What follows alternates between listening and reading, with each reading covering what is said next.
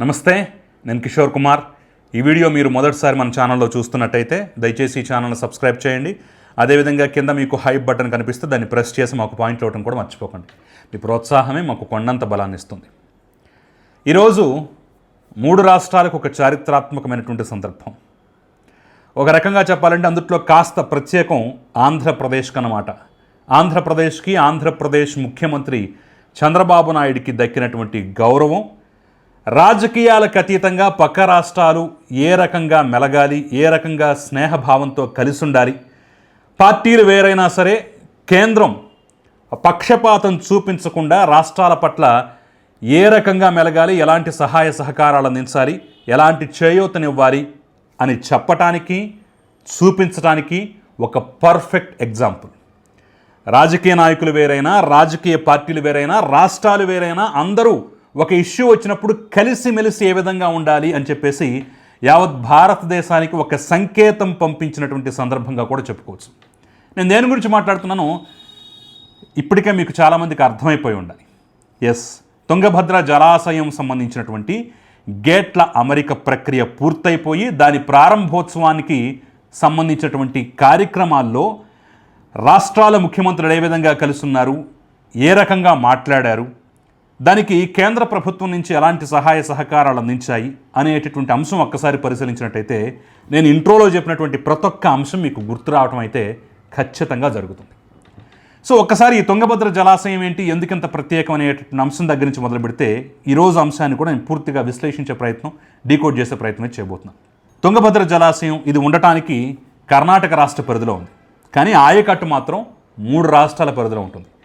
మేజర్గా 8-9 జిల్లాలకు సంబంధించి కర్ణాటకలో, అదేవిధంగా రాయలసీమలో కొన్ని జిల్లాలకు, ప్రధానమైన జిల్లాలకు సంబంధించినటువంటి ఆయకట్టు ఆంధ్రప్రదేశ్లో, రాజోలి బండ డైవర్షన్ స్కీమ్ ద్వారా జోగులాంబ గద్వాల జిల్లాలో కొంత ప్రాంతం ఈ తుంగభద్ర జలాశయానికి సంబంధించినటువంటి జలాలను వాడుకుంటూ ఉంటుంది. సో మేజర్గా చూసినట్టయితే ఎక్కువగా కర్ణాటక, ఆ తర్వాత దాదాపు 79 టీఎంసీల వరకు ఆంధ్రప్రదేశ్, కొంతమేరకు మాత్రమే, ఆ స్థాయిలో కాకపోయినా కొంతమేరకు మాత్రమే ఇటు తెలంగాణ వాడుకుంటున్నటువంటి పరిస్థితి. ఈ నేపథ్యంలోనే కరెక్ట్గా సంవత్సరం క్రితం అప్పటి వర్షాలకు తుంగభద్ర జలాశయంలో ఒక గేటు పూర్తిగా కొట్టుకుపోయింది. ఇక అంతే, అటు కర్ణాటకలోనూ ఇటు ఆంధ్రప్రదేశ్లోనూ గగ్గోలు మొదలై, ముఖ్యంగా రాయలసీమ రైతాంగం అయితే ఒక రకంగా ఆ 3 రోజులు కాళరాత్రులు చూశారన్నమాట. ఒకవేళ ఈ గేటును సరిగ్గా అమర్చలేక, కొట్టుకుపోయిన గేట్ ఎలా కొట్టుకుపోయింది, ఆ నీటి ప్రవాహాన్ని, వెళుతున్నటువంటి ఆ ప్రవాహాన్ని ఆపకపోతే ఇక సంవత్సరం పాటు మనకు పంటలు పండించుకునేటటువంటి అవకాశం కూడా ఉండదు. మనం కరువు ఛాయల్లోకి వెళ్ళిపోతాము. మళ్ళా కొత్త గేటు పెట్టి దాన్ని పూర్తిగా పరిస్థితులు అదుపులోకి తీసుకురావాలంటే ఎన్ని సంవత్సరాలు పడుతుందో, ఎంతకాలం పడుతుందో, ఏం జరుగుతుందని చెప్పేసి కాళరాత్రులు చూశారు. సరిగ్గా అదే సమయంలో ఆంధ్రప్రదేశ్ ప్రభుత్వం మేల్కొన్నది. కూటమి ప్రభుత్వం ఏర్పడినటువంటి కొత్త సంవత్సర కాలం కూడా పూర్తయిందో లేదో, ముఖ్యమంత్రి చంద్రబాబు నాయుడు వెంటనే యుద్ధ ప్రాతిపదికన, అది కర్ణాటక భూభాగంలో ఉన్నా సరే మెజారిటీ ఆయకట్టు తమ ప్రాంతంలో కూడా ఉంది కాబట్టి ఆయన ముందుగా మేల్కొని వెంటనే అప్పుడు సిద్ధరామయ్య ముఖ్యమంత్రిగా ఉన్నారు. ఉరుకులు పరుకుల మీద ఇరిగేషన్ ఎక్స్పర్ట్ ఇంజనీర్ అయినటువంటి కన్నయ్య నాయుడిని తీసుకొని నిమ్మల రామానాయుడికి పని అసైన్ చేసి, నువ్వు వెంటనే కన్నయ్య నాయుడిని తీసుకొని తుంగభద్ర జలాశయానికి వెళ్ళు, అక్కడ పరిస్థితి ఏంటో చూడు, ఈ సంవత్సరం మన రాయలసీమ రైతాంగానికి తుంగభద్ర జలాశయం నుంచి నీళ్లు రావాలి, ఏమాత్రం కొరత ఉండకూడదు, మీరు ఏం చేస్తారో నాకు తెలియదు, ఆ యొక్క ఊడిపోయిన గేటు స్థానంలో ఎలా పెడతారో, కొత్త గేట్ ఎలా పెడతారో, ఎలా అమరుస్తారో, నీటి ప్రవాహాన్ని ఎలా ఆపుతారో మొత్తం మీకే వదిలేస్తున్నాను, ఫుల్ ఫ్రీడమ్, ఫుల్ స్వేచ్ఛ ఇస్తున్నాను, కావాలంటే కర్ణాటకతో కూడా నేను మాట్లాడతాను, దేశంలో ఉన్నటువంటి అన్ని రాష్ట్రాల ఎక్స్పర్ట్స్ని పిలిపిద్దాం, మీరు ఏవైనా చేయండి అని చెప్పేసి యుద్ధ ప్రాతిపదికన ఒక మిషన్ ప్రారంభించారు. అనుకున్నట్టుగానే ఆరోగ్యం బాగాలేకపోయినా 90 ఏళ్ళు దాటినటువంటి వయోవృద్ధులైన కన్నయ్య నాయుడు కూడా ఉరుకుల పరుగుల మీద అక్కడికి వెళ్ళారు. తాత్కాలికంగా ప్రస్తుతానికి కొంత రిస్క్ అయినా సరే స్టాప్ లాక్ గేట్ అమర్చాలనేటటువంటి నిర్ణయానికి వచ్చి దేశంలో ఉన్నటువంటి మిగిలిన అన్ని కంపెనీలను సంప్రదించి ఒక బెస్ట్ కంపెనీ నుంచి ఆ స్టాక్ లాక్ గేట్ తెప్పించడం, దాని ద్వారా రికార్డు సమయంలో 3 రోజుల వ్యవధిలోనే ఆ యొక్క నీటి ప్రవాహాన్ని ఆపటం, అక్కడితోటి మిషన్ కంప్లీట్ చేయడం జరిగింది. అప్పుడే దేశం మొత్తం ఒక్కసారిగా ఆశ్చర్యపోయి ఆంధ్రప్రదేశ్ వైపు, కర్ణాటక వైపు చూసింది. ఇదేంటి అసలు ఇంత పెద్ద జలాశయం, ఎప్పుడో పురాతనమైంది, 1860లో దీన్ని ప్రతిపాదిస్తే 1945కు మోక్షం వచ్చింది. ఇది పూర్తవడానికి ఇంకా సుదీర్ఘకాలం పట్టింది. దాదాపు 1950 వరకు నిర్మాణం పూర్తి చేసుకుని 50 నుంచి దీనికి ప్రారంభోత్సవం జరిగి అక్కడి నుంచి దాని సేవలు అందుబాటులోకి వచ్చాయి. అంటే దాదాపు 70 ఏళ్ల పైచిలుకు. గేట్లు కూడా అప్పుడవే.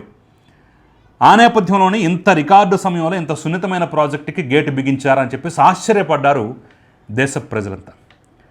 ఆ తర్వాత కన్నయ్య నాయుడు చెప్పినటువంటి విషయాలకి ఒక రకంగా గుబులు పుట్టింది లోపల. ఇదేదో గేట్ అమర్చాం కానివ్వండి, ఇందులో మిగిలినటువంటి గేట్లో ఏ ఒక్కటి పనికిరాదు. ఒకవేళ ఈ గేటు మనం అమర్చి దీనికేదో మరమ్మతులు చేసి కొత్త గేటు పెట్టినా సరే ఇంకొన్నాళ్ళకో మిగిలిన గేట్లు కూడా కొట్టుకుపోవటం ఖాయం అని చెప్పేసి హెచ్చరిక జారీ చేసిన నేపథ్యంలో అప్పుడు కొత్త మిషన్ స్టార్ట్ చేశారు. మనం 3 రాష్ట్రాలు దీని ద్వారా లబ్ధి పొందుతున్నాం. ముగ్గురం చేతులు కలపాలి, కేంద్ర సహకారం మేము తీసుకొస్తామని చెప్పేసి ముగ్గురు ఒక్కటైపోయి ఆంధ్రప్రదేశ్, తెలంగాణ, కర్ణాటక వాటాగా 51 కోట్ల రూపాయల వ్యయంతో రికార్డు సమయంలో సంవత్సర కాలంలోనే పాడైపోయినటువంటి అన్ని గేట్లు 33 గేట్లని పూర్తిగా తీసేసి కొత్త గేట్ల అమరిక చేయటం అనేది ప్రారంభించారు. సంవత్సర కాలంలోనే ఆ రికార్డు సమయంలోనే మొత్తం అన్ని గేట్లని ఫిక్స్ చేసేశారు. ఇప్పుడు మరొక్కసారి దేశం కూడా ఆశ్చర్యంతో చూసింది. అరే, ఇంత రికార్డు సమయంలో ఈ రకంగా ఎలా సాధ్యం? ఎందుకంటే మన దేశంలో ప్రాజెక్టుల పనితీరు, వాటి నిర్మాణం ఏ రకంగా సాగుతుందో, నత్తనాటకన ఏ విధంగా కొనసాగుతున్నాయో, దశాబ్దాల తరబడి ఏ విధంగా ఉంటుందో మనం చూసిన నేపథ్యంలోనే ఇంత తక్కువ సమయంలో 3 రాష్ట్రాలు ఒక్క మాట మీదకి వచ్చి డబ్బులు పంచుకొని, డబ్బులు వేసుకొని తమ వాటా ఎక్కువ తక్కువ అనేది చూడకుండా 51 కోట్లు పెట్టి బెస్ట్ కంపెనీలను సెలెక్ట్ చేసుకొని గేట్లు నిర్మాణం చేసి దాన్ని ఫిక్స్ చేశారంటే నా భూతో నా భవిష్యత్తు కదా. ఈ అంశం ద్వారా మనకు ఒక సందేశం, ఒక క్రైసిస్ వచ్చినప్పుడు పక్కనుంది కాంగ్రెస్ ప్రభుత్వమా, పక్కనుంది టీడీపీ ప్రభుత్వమా, వీళ్ళు ఎన్డీఏలో భాగస్వామ్యమా, వాళ్ళు ఎన్డీఏ కూటమిలో భాగస్వామ్యమా, మనకెందుకులే మన వాటా తక్కువ కదా అని చెప్పేసి ఎవ్వరూ మిన్నకుండిపోకుండా ప్రభుత్వాలకు అతీతంగా, పార్టీలకు అతీతంగా ఒక్క తాటి మీదకు ముందుకొచ్చి, ఆ రోజు నిమ్మల రామానాయుడు, కన్నయ్య నాయుడు ఎందుకు వెళ్ళారు? కర్ణాటక వాళ్ళకన్నా ముందుకు వెళ్ళిపోయారు వీళ్ళు. అరే, కర్ణాటక భూభాగంలో అది కానీ మనకేం సంబంధం అని చెప్పేసి అనుకోలేదు. ఎస్, ప్రధానమైనటువంటి ఆయకట్టు మన దగ్గర ఉంది కాబట్టి మనం కూడా దీంట్లో ఒక భాగం పంచుకోవాలి, మనం కూడా ఇనిషియేట్ తీసుకోవాలని చెప్పేసి ఆ రోజు మెయిన్గా ఆంధ్ర వాళ్ళే వెళ్ళారు. వెళ్ళి అక్కడ ఆంధ్ర నుంచి వచ్చినటువంటి ఎక్స్పర్ట్స్ సహాయంతో స్టాప్ లాక్ గేట్ అమర్చారు.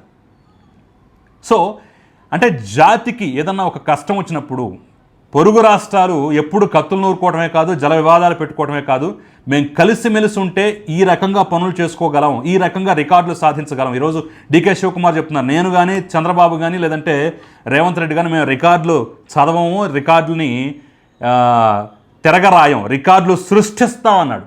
ఆ మాట ఎంత గొప్పదో తెలుసా? దాని అర్థం ఎంత లోతుగా ఉందో తెలుసా? ఈ అంశాలను ఒక ఎత్తు అయితే ఆంధ్రప్రదేశ్ ముఖ్యమంత్రి చంద్రబాబు నాయుడికి ఈరోజు దొరికినటువంటి అప్లాజ్ ఏదైతే ఉందో నా భూతో నా భవిష్యత్ అన్నమాట. మామూలుగా కాదు, ఒక రాక్ స్టార్ ఏ రకంగా పెర్ఫామ్ చేయడానికి ముందుకొస్తే, ఒక స్టేజ్ మీదకి వస్తే హర్షధ్వానాలు, చప్పట్లు, ఆపండి బాబు కాసేపు ఆపండిరా నాయన, చాలు నేను మాట్లాడటం ప్రారంభించాలి అని అనేంత వరకు చప్పట్లు కొట్టినటువంటి సందర్భాలు మనం అరుదుగా చూస్తుంటాం. ఈరోజు సేమ్ అలాంటిది అక్కడ రిపీట్ అయిందనమాట. ఆంధ్రప్రదేశ్ ముఖ్యమంత్రి చంద్రబాబు నాయుడు పేరు చెప్పగానే హర్షాతిరేకాలు. I welcome respected Shri N. Chandrababu Naidu, Honorable Chief Minister, Government of Andhra Pradesh, for his leadership and gracious presence for today's function. అంతేకాదు, ఈరోజు రేవంత్ రెడ్డి ప్రసంగం కూడా చాలా హైలైట్ అయింది. ఆయన చంద్రబాబుకి ఇచ్చినటువంటి గౌరవం కానివ్వండి, ఆ పేరు పలకగానే హర్షాతిరేకాలు వ్యక్తం చేయటం, అది కర్ణాటక ప్రాంతం అవ్వచ్చు, కానీ ఆయకట్లో ఉన్నటువంటి ప్రధానమైనటువంటి భాగంలో ఉన్నటువంటి వాళ్ళు అంతా ఆంధ్ర రైతులే, ఇక్కడి నుంచి వెళ్ళినటువంటి వాళ్ళు అక్కడ కర్ణాటకలో కూడా ఉన్నది. సో ఆ అభిమానం, పైగా రికార్డు సమయంలో పూర్తి చేసినటువంటి వైనం తమ కళ్ళ ముందు కనిపిస్తోంది కాబట్టి ఆ ప్రతిస్పందన, ఆ కృతజ్ఞత, కేవలం ఏదో హర్షాతిరేకాలు చెప్పడం కాదు, ఒక కృతజ్ఞత. మీరు స్పందించిన తీరు, పక్కనున్నోడు కర్ణాటక వాడు, పక్కనున్నోడు కాంగ్రెస్ వాడు అని చెప్పేసి ఆ రోజు రాష్ట్ర ప్రభుత్వం కానీ ముఖ్యమంత్రి కానీ అలా ఆలోచించాలి. అలా ఆలోచించకుండా ఉండటమే ఈ దేశానికి కావాలి. ఒక సంక్షోభం వచ్చినప్పుడు పక్కవాడు ఏ పార్టీ వాడు, ఏ కూటమి వాడు, ఎవడు అని చెప్పేసి ఆలోచించకుండా నా సోదరుడే, నా దేశ పౌరుడే, మనం చేతులు కలిపితే ఈ సంక్షోభాన్ని మనం ఎదుర్కోగలం అని చెప్పేసి ఒక ముందు చూపుతోటి ముందుకు వెళ్ళాలి. ఒక స్థితప్రజ్ఞత కలిగి ఉండాలి. అప్పుడే ప్రజలు హర్షిస్తారు. అంతటి హర్షాతిరేకాలు ఎందుకు వచ్చాయి కర్ణాటక ప్రజల్లోనూ ఆంధ్ర ప్రజల్లోనంటే ఆ రోజు కనబరిచినటువంటి స్థితప్రజ్ఞత, ఆ రోజు ముందడుగేసినటువంటి తీరు, ఇది ఖచ్చితంగా జాతి గుర్తుంచుకోవాల్సినటువంటి సందర్భం.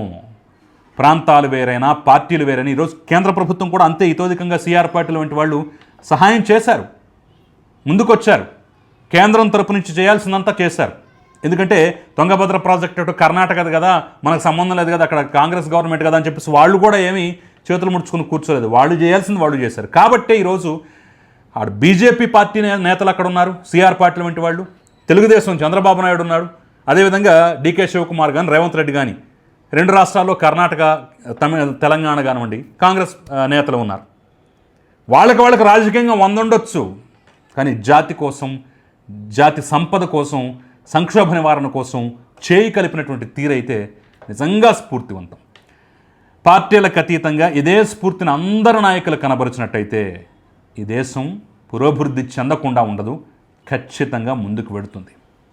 ఈ స్ఫూర్తిని అందరూ తీసుకోవాలని చెప్పేసి అయితే మనం ఆశించాలి. రాజకీయాలే, ఎన్నికలప్పుడు పోట్లాడుకోవచ్చు, కానీ అవసరమైనప్పుడు అందరం ఈ తల్లి బిడ్డలను, ఈ భరతమాత బిడ్డలను చెప్పేసి గుర్తుంచుకొని ముందుకు సాగాలి అనే ఒక స్పష్టమైన సంకేతం కనపరిచినటువంటి ఇలాంటి సంఘటనలు మళ్ళీ పునరావృతం కావాలని చెప్పేసి అయితే మనం కోరుకుందాం. పార్టీలకు అతీతంగా ప్రజలు, రాజకీయ నాయకులు అందరూ ఐకమత్యంగా ముందుకు సాగాలని చెప్పేసి అయితే మనం కోరుకుందాం. సో మరి ఈ అంశం పట్ల మీ అభిప్రాయం ఏంటి, మీరు ఏమనుకుంటున్నారు? కమెంట్ రూపంలో తెలియజేయండి. Thank you very much.